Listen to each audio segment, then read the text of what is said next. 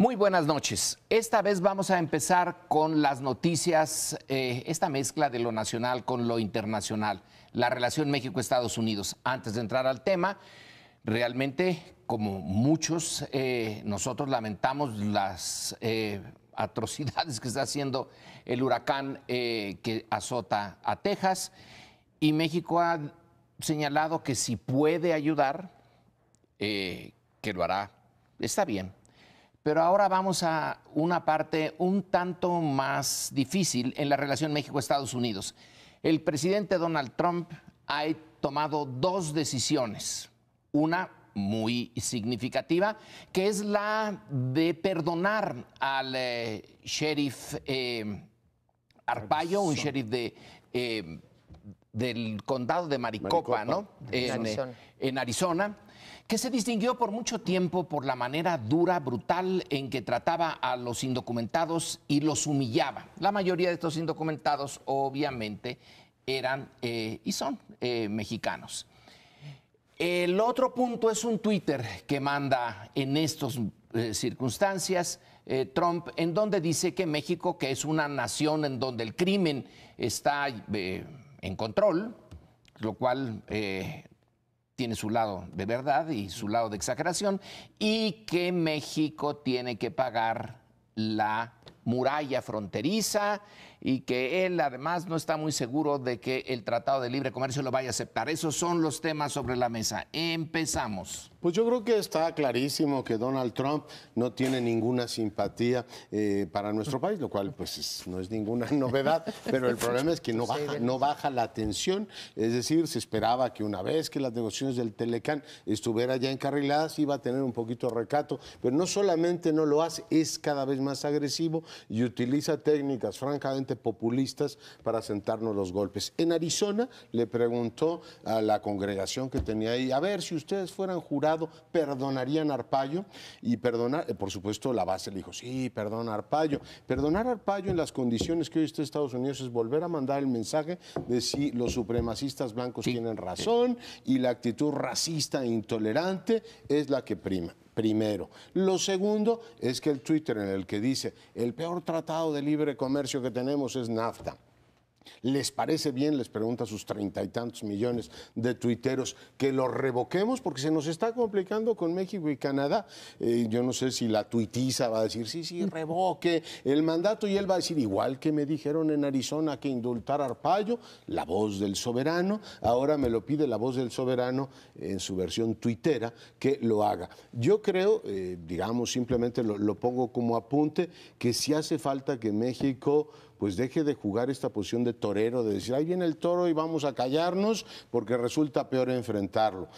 Yo creo que es tiempo no de enfrentarlo, pero sí mandar un discurso diferente. Y ahora que está lo de Harvey, yo me solidarizo igual que tú con la gente que está sufriendo esto. Yo propondría que México financiara un spot en televisión norteamericana diciendo, cuando los vecinos se ayudan, y recordaría lo que hicimos cuando Katrina devastó Luisiana, que México, que tiene muchos problemas, le acercó una mano a los vecinos de los Estados Unidos. O sea, es tiempo también de hacer política en los medios de comunicación y restaurar una imagen maltrecha de México que el señor presidente de los Estados Unidos no hace otra cosa que patear.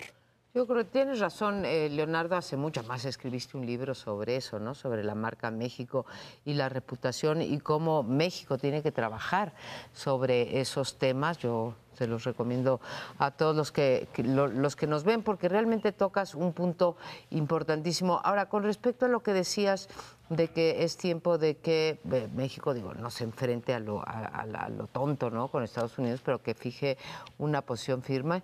Creo que el comunicado que emite la Secretaría de Relaciones Exteriores el día de ayer, Luis Videgaray, en donde hace 4 o 5 puntos que hemos comentado muchas veces nosotros acá y en los que creo estamos de acuerdo. Podrá haber matices, formas de decirlos, pero que fundamentalmente estamos de acuerdo y que consisten en decir claramente, o sea, frente a las cámaras de la televisión o por lo que vale un documento, que no vamos a pagar el muro. Segundo, que vamos a luchar luchar por los intereses de México en el Tratado de Libre Comercio.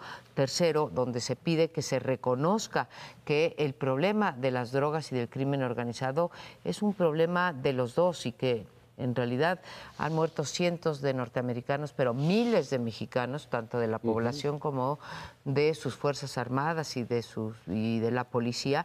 Y entonces va fijando los puntos en los que México nos dice el canciller no va a retroceder, pero sobre todo lo que me parece importante es que los pone en blanco y negro, diciendo nosotros no vamos a hacer política vía Twitter, aquí va un comunicado un comunicado oficial, con validez oficial, de la Secretaría de Relaciones Exteriores. Así que, además de que tienes razón, podemos hacer un video, o recomiendas que se haga un video, pues comenzar por difundirlo. Ayer fue muy difundido en redes sociales este comunicado y sorprendentemente, porque las redes sociales en general son mucho más críticas que apoyadoras, bastantes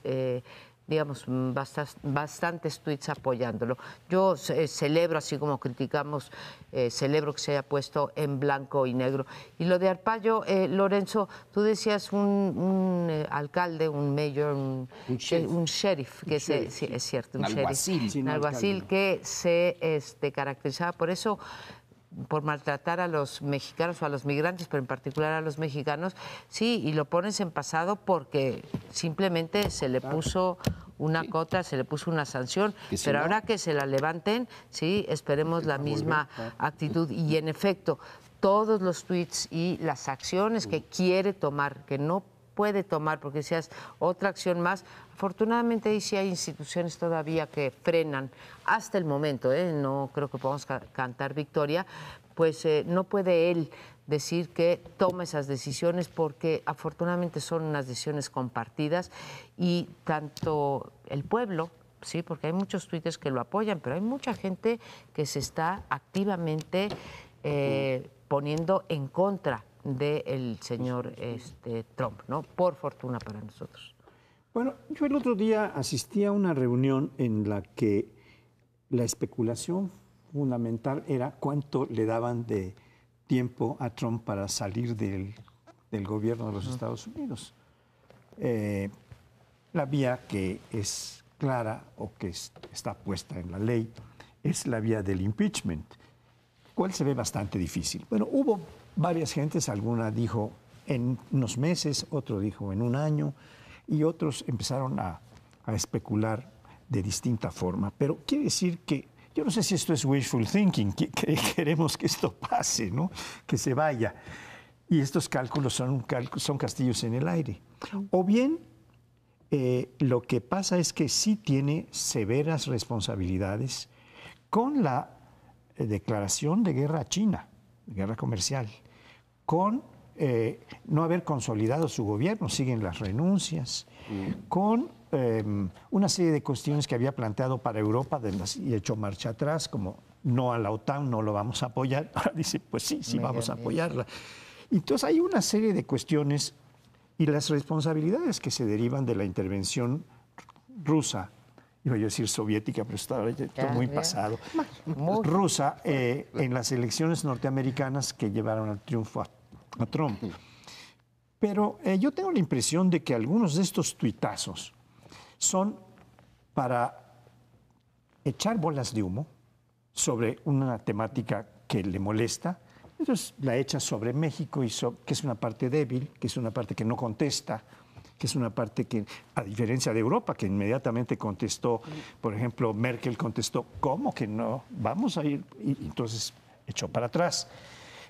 Y bien, hay otras que son, para nublar el panorama de lo que sí le afecta, y otras que son, pues, para mantener el apoyo de sus bases, que son las que quieren que se siga discriminando y expulsando a los mexicanos y a todos los migrantes indeseables en los Estados Unidos. Varios comentarios rápidamente. Dices, un mensaje de televisión mexicano en Estados Unidos. ¿Por qué no quitarle un poco del presupuesto de la campaña que tiene Peña Nieto ahora en televisión, que dicen que es muy buena, muy cara, y pasar una partecita a esto? Recordemos también que en esta oferta de apoyo a los Estados Unidos, cuando lo de Luisiana, hubo quien dentro de Estados Unidos le puso peros a las cocinas que mandó el ejército mexicano porque no estaban suficientemente limpias. Tuvieron todavía esa, ¿cómo le llamamos a eso? De que va un país vecino, ofrece ayuda y le dicen, oye, ¿pero te lavaste las manos? Si no, no vengas acá. Así que esta vez, si hacemos algo similar, que no nos pase eso, porque ya estamos hartos con lo de Trump. Y en realidad, lo de Arpaio, hoy me parece muy bueno y lo recomiendo, el artículo de Krugman, de Paul Krugman en el New York Times, donde señala que quizá el caso de Arpaio es una muestra.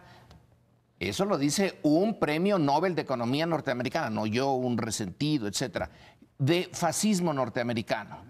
Dice, tenemos aquí a un personaje líder en la persecución de una minoría y él mismo, Arpaio, dijo que a donde él llevaba a los indocumentados eran campos de concentración en donde llegaron a tener en sus tiendas una temperatura de 115 grados Fahrenheit, es decir, que se mueran allí de calor, y les puso los calzoncillos color de rosa. ¿A quién? Solamente una mente enferma se le ocurre. Ya sabemos que desde el siglo XIX o XVIII se les ponía a los presos algunos unos trajecitos de raya, pero nadie se metía con sus calzones. En cambio, Arpaio sí es una mente enferma. Y termino con esto, que el huracán, lo dice alguien en CNN, le sirve a Trump para lanzar el indulto a Arpaio y que no se note. Porque entonces el huracán lleva todo el 99% de la atención y en ese momento a su correligionario, a su alma soulmate, le da el perdón. Yo no discreparé de CNN, pero sí diré que no le quitemos mérito a Trump. Él lo anunció desde el jueves, antes de que entrara efectivamente el huracán, y dijo, lo voy a perdonar, y lo usó como un elemento, como decía Pauli, para reafirmarse ante sus bases, que siguen siendo más o menos el 20 y tantos % del electorado norteamericano. Recordar que en los últimos tiempos la desaprobación ya está sólidamente en un 50%. O sea, hay la mitad de los norteamericanos deplora la actuación de su presidente. Complemento lo que decía María Amparo. A ver, yo coincido en que hay que tener técnicas de negociación comercial muy sofisticadas y lo están haciendo bien. Que el comunicado fue correcto en decir no vamos a pagar, también. Pero llevamos año y pico sin confrontar a Trump en el corazón de los norteamericanos. A mí que la Cancillería diga eso, pues todos los sectores sensatos dirán, México lo hizo perfectamente. Pero decía hacer un comercial, o sea, un spot diciendo México estuvo ahí cuando lo necesitábamos. También propondría que hicieran uno de la cantidad de muertos que hay en este país y decir, mira, todo esto ocurre porque tus jovencitos, los boys, se drogan sin que tus autoridades norteamericanas hagan absolutamente nada. Debemos ganar el corazón de los norteamericanos o mejorar nuestra reputación ante ellos. Ellos no van a leer lo que diga Videgaray ni el equipo comercial. O sea, ellos, aquí en México tampoco lo leemos. Necesitamos entrar al gran debate. En todos los estados que nos son adversos en opinión, decir, oiga, México está muy mal, pero no necesariamente es lo que dice el presidente Trump. Por cierto, esto de sus muchachitos, los boys, como les llamas tú, son los que se drogan y por eso hay esa ¿Esos demanda. no son bad hombres? No son bad hombres. Nosotros somos los bad hombres y aquellos, ¿no? Muchachos, y ellos ¿no? son los good boys, los llevamos por el camino del mal. Pero vaya, por cierto, esto de la demanda de la droga y cómo no la frenan los Estados Unidos a través de los boys. También está en el comunicado, pero tienes razón y se me pueden ocurrir tantos otros si queremos traducirlo en efecto de un comunicado que, insisto, corrió y se leyó en las televisoras, se volvió a leer esta mañana. Hoy en día creo que, como bien dices, es mucho más efectivo hacer cuestiones audiovisuales o junto en donde se enfaticen esos puntos y hacer tantos como propones hacer uno sobre Arpaio, etcétera. Sí vi, me imagino que tú también, Se acabó. CNN y las otras cadenas sí han estado remarcando lo de Arpaio hasta cansarse. Nos vamos un corte y volvemos enseguida. Hace relativamente poco tiempo, pues se hizo una reforma constitucional para transformar, una reforma necesaria, diría yo, porque si algún problema tiene México es el de la Procuración y Administración de Justicia. Nuestra Procuraduría no persigue los delitos o los persigue casi siempre con un criterio político aquí en la cabeza. Bueno, pues se hizo una reforma constitucional aprobada por todos los partidos, en la que se decía que teníamos que transitar de una procuraduría para los viejos tiempos a una fiscalía autónoma e independiente capaz de perseguir los delitos sin criterios políticos. Se hizo esa reforma, se puso sin embargo un transitorio diciendo que quien fuera que ocupara el puesto de procurador o procuradora en ese momento transitaría en automático a ser fiscal por 9 años. De inmediato se leyó como una cuestión en donde el PRI, el gobierno actual, estaba buscando, uno, nombrar al fiscal y dos, comprar impunidad. De ahí se desató un debate tanto que el presidente Peña Nieto, con sensibilidad, mandó una reforma para modificar ese transitorio y decir no va a ser en automático, podrá competir el procurador que esté en funciones, pero no sería en automático. Esa iniciativa, como muchas otras que son políticamente correctas, pues está en las gavetas del Congreso. Y muy recientemente el PAN y el PRD han hecho una bandera o han tomado una bandera de que se pase esa iniciativa, que no se permita que el actual procurador pase en automático. Y lo mismo organizaciones de la sociedad civil que también se han manifestado en ese sentido. Hoy en día, sí, sabemos por el presidente del Senado, por Pablo Escudero, que pues el PRI y el Verde están determinados a que eso no ocurra. ¿Se están indisciplinando del presidente? Me pregunto yo, ¿cambiaron de opinión? ¿Va a haber esta guerra? Y lo que se pregunta en la opinión pública, en los periódicos, es si este embate en contra de Ricardo Anaya y su familia política de enriquecimiento ilícito en los últimos años, para los cuales, desde mi punto de vista, no hay pruebas todavía contundentes, ni medianamente contundentes, tiene que ver con esta declaración de Ricardo Anaya de decir no permitiremos que el procurador actual pase en automático a ser fiscal. Así está la discusión política, creo que merece dos discusiones aparte, pero están en el tiempo y en la mente de los analistas juntas.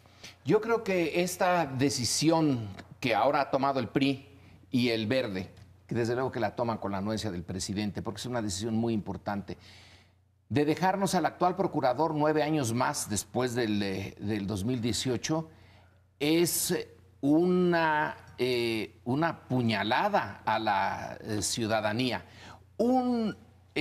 Está peor que si no hubiera habido ninguna reforma, peor todavía. Porque si no hubiera habido reforma, el siguiente procurador o fiscal, si fuera el caso, quien estuviera al frente de lo que fuera, fiscalía o procuraduría, lo pondría el siguiente presidente. Pero en esta nos dejan un regalo envenenado.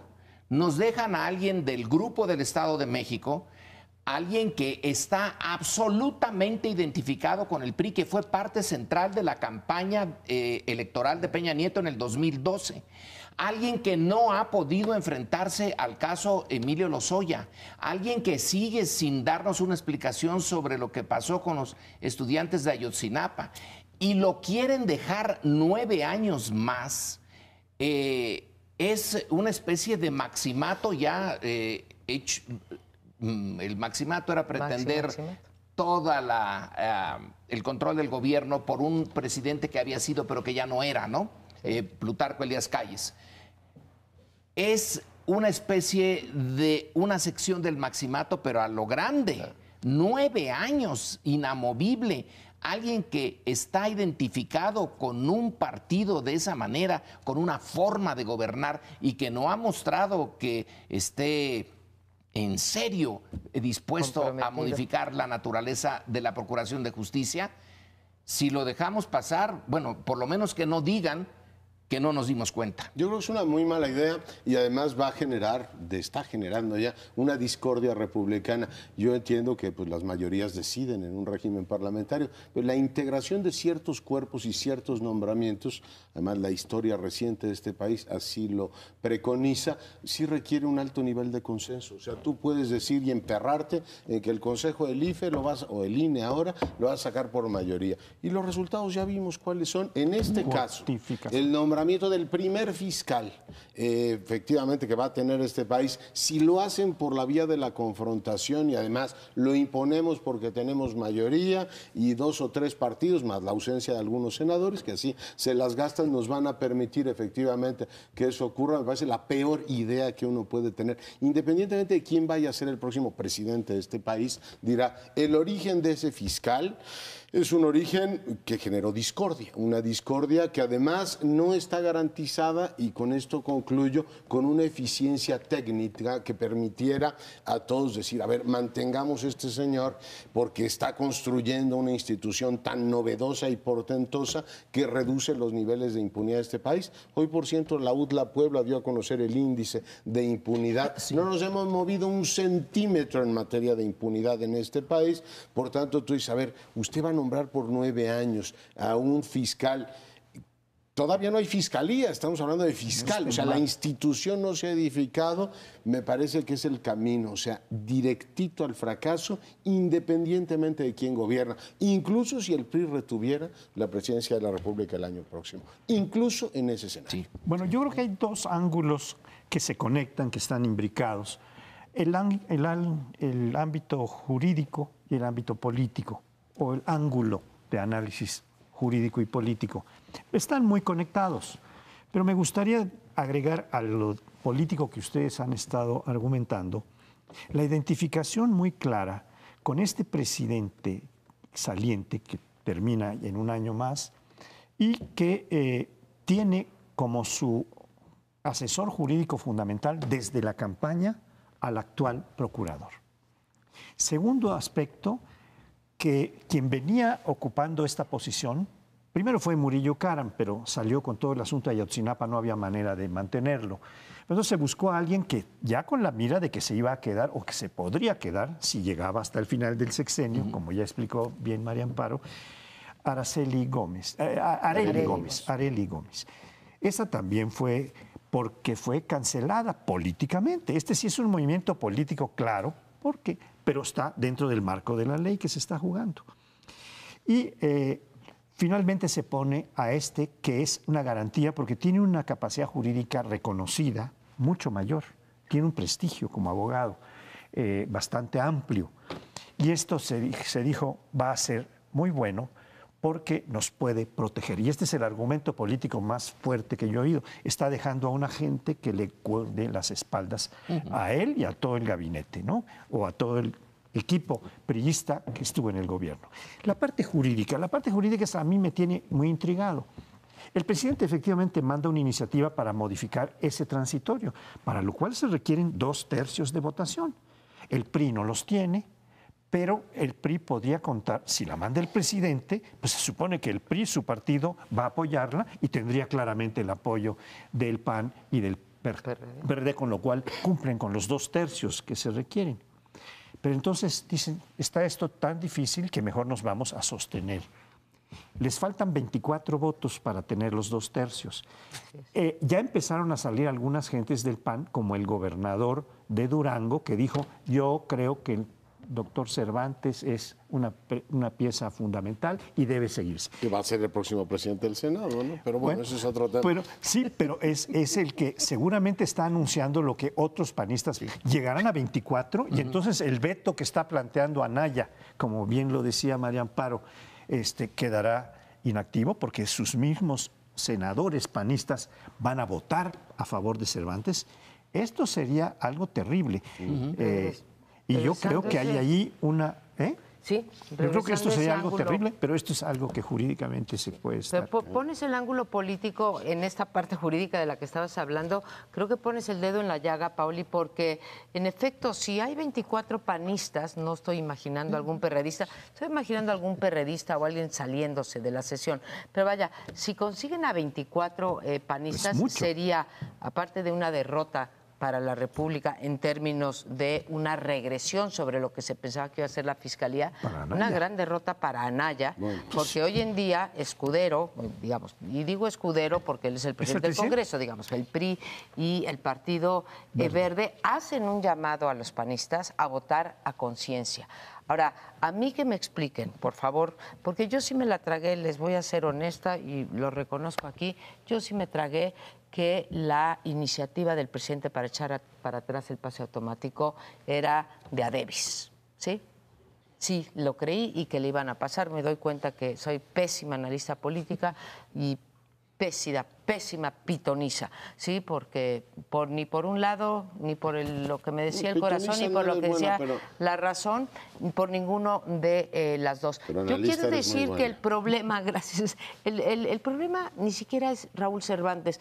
Raúl Cervantes, con esa trayectoria que se dice, que un tipo, digamos, con un prestigio jurídico, la sociedad civil impidió, porque ahí sí fue la sociedad civil, que llegara a ministro de la Suprema Corte de Justicia. ¿Por qué? Por su filiación partidaria. ¿Sí?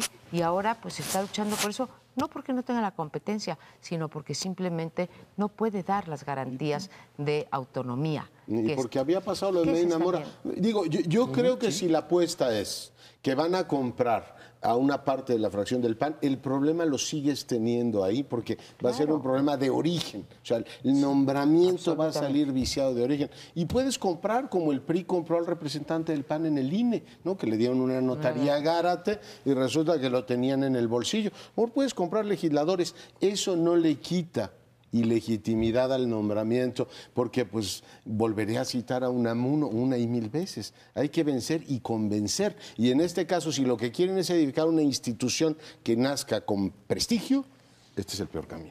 Pero ¿les importa el prestigio? ¿Les importa en realidad la República? ¿Les importa su grupo? Porque eso lo han mostrado una y mil veces y les tiene sin cuidado. Lo que la sociedad civil o nosotros digamos, están realmente empeñados en que tienen que ganar esto porque se les va mucho. Si hay una fiscalía honesta, veamos en otras partes de América Latina, podemos estar o no de acuerdo, pero esa fiscalía brasileña ha de ser terrible para ellos, un verdadero terror. ¿Podría agregar algo? El presidente no tiene la última palabra en este asunto. Es como aquella anécdota de Ruiz Cortines en donde le dijo a su compadre, perdimos, compadre, de la presidencia municipal. Y ahora iba a decir, pues perdimos, señores, mi iniciativa no pasa. Pues creo que con lo que nos vamos a quedar en este país es con un cambio de letra. Como se lo oía a Ana Laura Magalón el otro día, en vez de decir PGR va a decir FGR. Va a ser muy baratito el cambio, pero pues usted se quedará sin justicia. Lo esperamos en un momento. Pública. Bueno, y en este tercer bloque les propongo que revisemos el tema de los dineros, de los partidos, de los que ya platicamos la semana pasada, y lo que cuesta el sistema electoral en este país. Dos datos recientes, el INE está discutiendo todavía el asunto de si aprueba el presupuesto, que es en torno a los 25,000 millones de pesos. Vale la pena que retengamos la cifra, porque oigo pues una indignación enorme por lo que